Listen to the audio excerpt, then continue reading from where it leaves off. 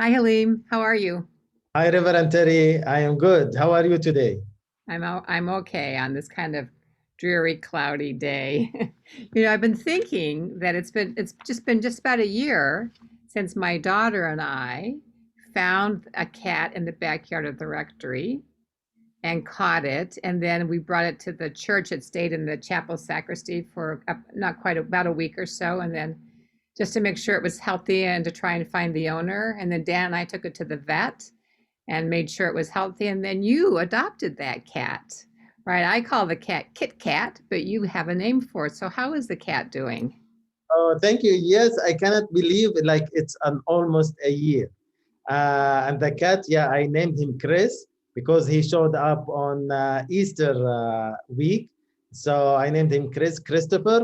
That means the barrier of Christ.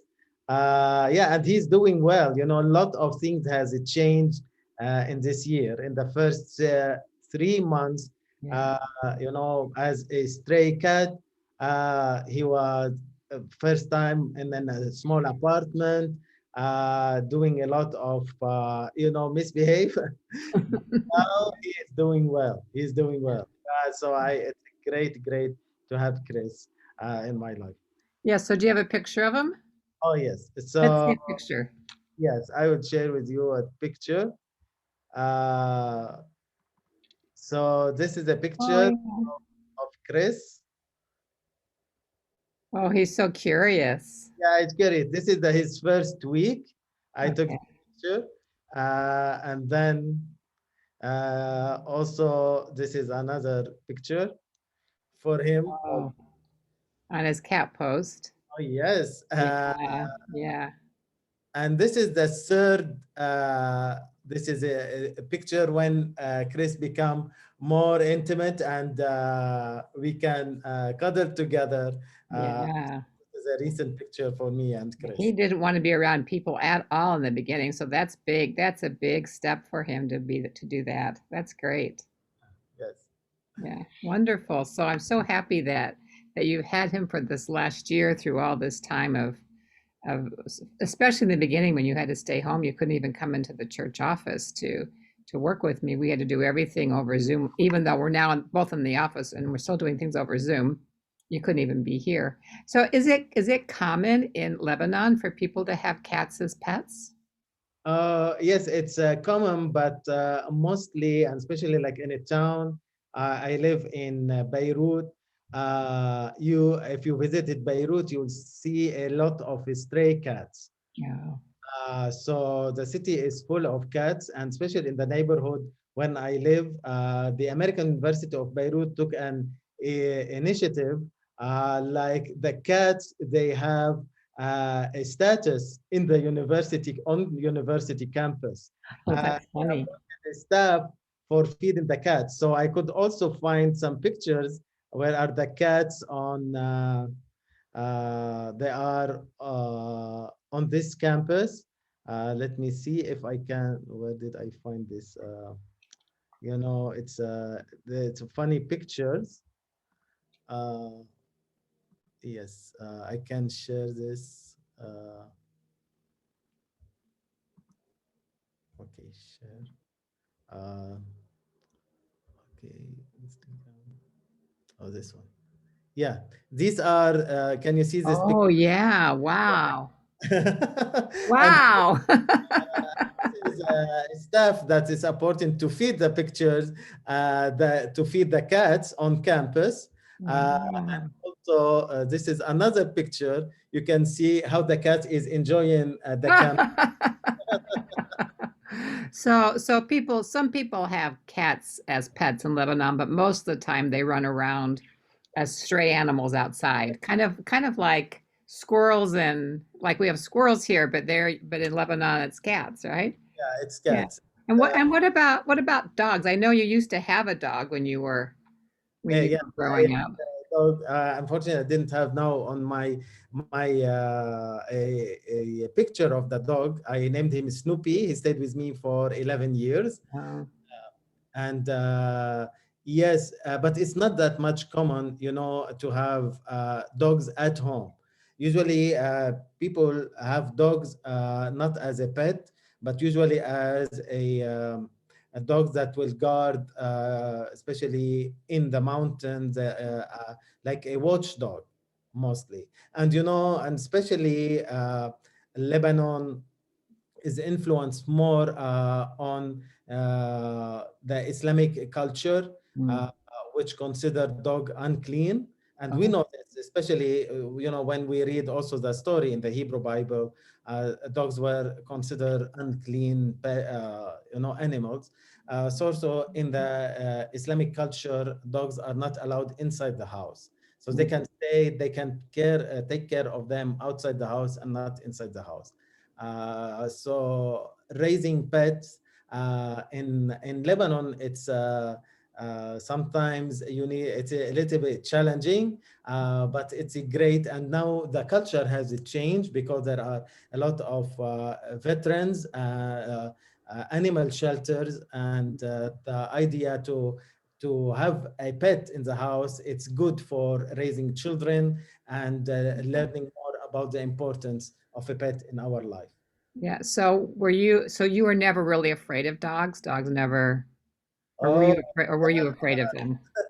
I was so afraid of dogs. Oh, In my childhood, I was so afraid of dogs because I had a strange experience. So my aunt had one of these watch dogs, and we live in the same building. But my aunts live on the ground floor, which has a small garden, and that watch dog at my aunt's garden was so. Big and he was always angry when people will pass by, and I yeah, still remember this incident. One day, my aunt's house helper was walking the dog, and the dog saw me, and I was like 7 or 8 years old, and he wants to play with me, but I was this small kid with a big, dog. So I fell on the floor, and he was licking my neck and my head, and I was so frightened. oh, And from that experience, I was always afraid from dogs. Even like I could imagine if I am walking in the dark, the trees or a log of trees look like dogs. yeah, Uh, until I adopted Snoopy, and then I would like to pet dogs wherever I see dogs around, yeah, and hopefully yeah. one day, if I will be able to have my own house, I will have a dog as a pet. Yeah. Yeah, I grew up with dogs too. When I was a child, my family had several little dogs as I was growing up. But then for some reason, I ended up being afraid of dogs when I was a young adult. I remember in one of my early jobs, I was working for an interior designer in Chicago, and we went to visit a client of his, and the client had an Irish wolfhound. So those are really big dogs, and I wouldn't go in. It was in the kitchen. I wouldn't go in the kitchen. I was absolutely terrified of my boss was like, "Oh no, no, they're so sweet. They're so fine." And he's petting it and he's trying to get me to come in, and I'm like shaking. And of course, timid, sweet dogs, and not, and so finally I did pet it. And then I've owned dogs since then. I've owned quite a number of dogs, and now I'm not afraid. I'm like you. I'm not afraid of them anymore, and I see them on the street and I want to greet them and say hello. And yeah, I find dogs to be quite charming. I thoroughly enjoy them. But I think that whole idea about fear, that fear has been a pretty prevalent emotion for people this last year with the pandemic. I remember when it first started, I had this sense of fear that I did, because it was such an unknown. You can't see it, you don't know where it is, you have no idea if you're coming in contact with somebody or someone's going to get it. And it was so frightening in the beginning. And I remember just being really kind of afraid that if, what if I got it and I died, or my husband got it and he died, or my grandkids got it, or you got it? What if, it was a real concern of mine. And I remember how cautious we all were. I mean, we still are very cautious. That's not, I don't want to say that we're not cautious, but in the beginning, I felt like, I mean, I washed my hands so much they were raw. I'm a little bit more reasonable with my hand washing now. I still am very diligent, but I was like, if I touched anything, I washed my hands again. And if I touched something again, I washed my hands again. It was just, so I think that fear has been a really dominant feeling, and I think it comes. I think it's a justified kind of fear because we've had this pandemic with this virus that we don't know. You know, we don't know if it's in our presence because we can't see it, but also because you know we've had to change the way that we live. We haven't been able to meet in person. We can't really have communion. We've changed everything. I mean, we have meetings, staff meetings. All of our meetings are on Zoom. We don't meet in person. Even the few people that come to worship, you know, we're very careful. We always keep our masks on, and we're only having wafers for communion. We're not having bread and wine like we used to. So I think it's been really hard, and it's been hard on us also to not be able to meet in person between Christ Church and Mother of the Savior. We were doing all that great work to develop our friendships together and to develop this partnership in faith. And so I'm just wondering, how has it been for Mother of the Savior to be living in this time of, this is not their first encounter with fear, right? Because people from Mother of the Savior have had other life experiences of fear, whether it's been violence or other kinds of problems, right? So how have Mother of the Savior been doing?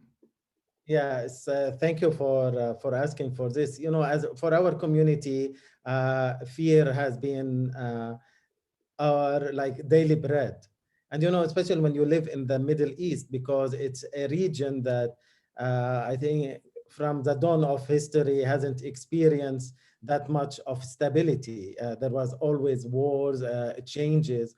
So fear become like something a day on a daily living, and you have to survive and challenge and find a way how to overcome this fear. So in the beginning of the pandemic, it was a great challenge, especially for a community who rely a lot on social gathering, rely on coming together. And people in the beginning, maybe of this pandemic, they didn't.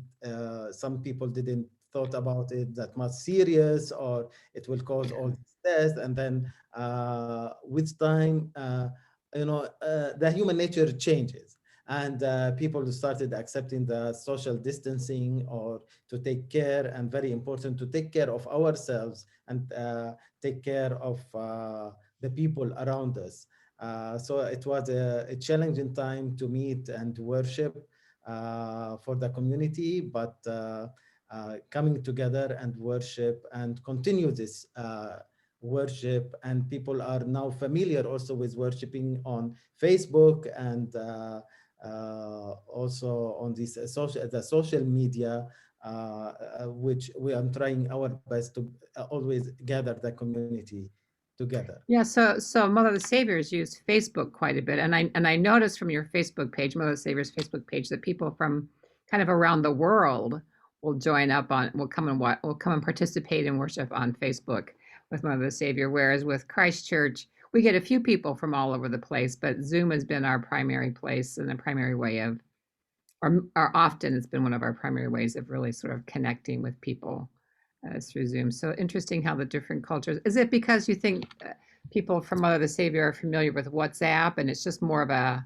it's a more familiar Yes, you know, medium? in the culture, people are more familiar with Facebook and the WhatsApp, and a lot of members of Mother of the Savior congregation shared they shared the service on their Facebook. Yeah, yeah, Other friends will know about worship, and also I was surprised that there are a lot also who follows the service and watch it here in the States, because although there is a need for Arabic service, yeah, yeah, and where people or come, and especially people who come from the Roman Catholic background, which also the Roman Catholic Church doesn't offer services in Arabic, also in the state. So it was great to follow the service, and they are yeah. showing each Sunday. And I think the community, I think at the pandemic, I think the bright side, which helps us to evangelize in this way, to bring the Yeah. community together through Facebook and through worship. Yeah, it's really, I think it must really be rather profound to have a place in this country, in the United States, where people who are Arabic speaking Christians can come and worship, where they can find a place that is kind of a safe harbor and a home for them, and to be able to. So if there is kind of a blessing in this whole pandemic era, that might be one of the blessings, is that it's given a place for people to come and find some comfort and some solace, and to even know that Mother the Savior and that you are here, offering these worship services every Sunday. But I mean, but that's sort of for me, just like listening to stories of Jesus, where Jesus is always reminding us of God's presence in these rocky, dangerous, scary times.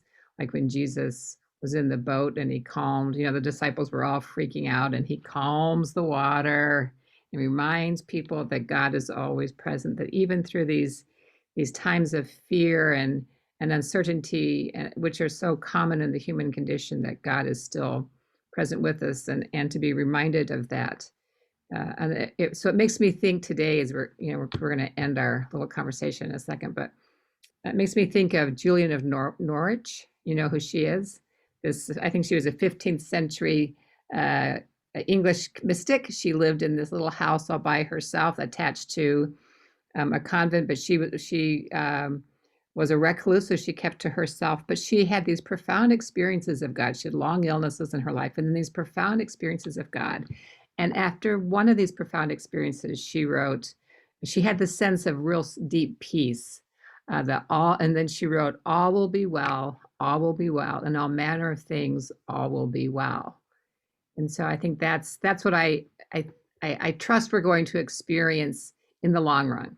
Christ Church, Mother the Savior, the work that we're doing together, that all will be well. All will be well. Oh, great. Thank you. Thank you. This is amazing. And we are continue this to overcome the fear and bring also worshiping together. And hopefully I'm looking forward also when we celebrate St. Francis Day this year, that we can bring our pets and Yes. blessing, and Chris can visit the way that when he started here at Christchurch and be blessed on St. Francis Day. Yeah. Oh, that would be fun. That'll be really fun to see him. So we'll hope for that come October. October. Yeah. Great, Halim. It was good to see you. It was good to talk with you. Thank you, Reverend Terry. Thank you. Yeah.